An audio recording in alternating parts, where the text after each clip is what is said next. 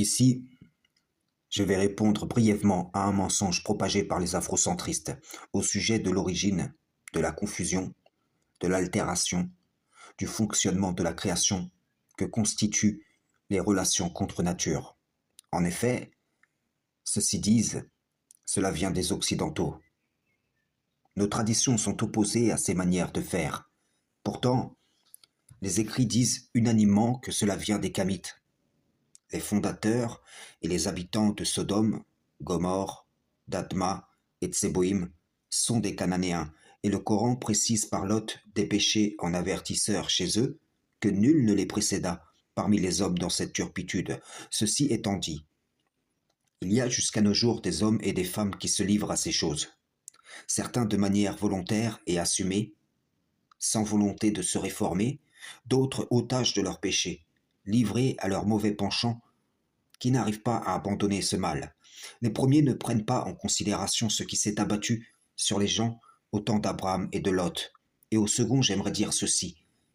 Soit vous continuez à aimer cela, soit vous continuez à pratiquer ou à consommer ce qui vous prédispose à répondre aux appels, qui vous excite à ces comportements blâmables, à ces actions honteuses.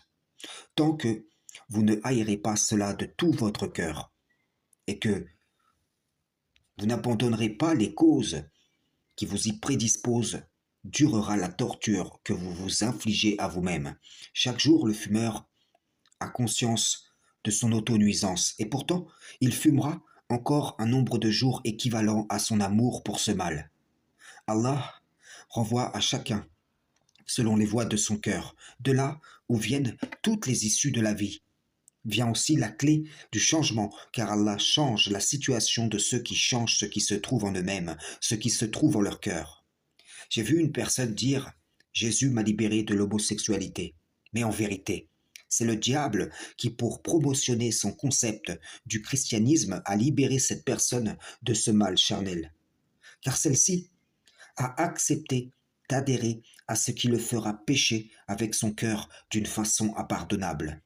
Si les gens s'étaient repentis et réformés à l'appel de Lot, Allah aurait pu leur pardonner, mais pardonnera-t-il à ceux qui font d'une créature une divinité lui conférant les attributs divins comme si celui-ci en était le possesseur? Frères et sœurs en islam, salam, shalom. C'est-à-dire homosexuel. Tu vois, non? C'est-à-dire même leur grand philosophe, hein, avant de commencer le cours de philosophie, il dit à Alcibiade, tourne-toi, je vois. Alcibiade vient, il dit, viens mon mignon. Et le cours commence par une première perforation. C'est pas sérieux. Ça, Platon faisait ça, moi je ne savais même pas.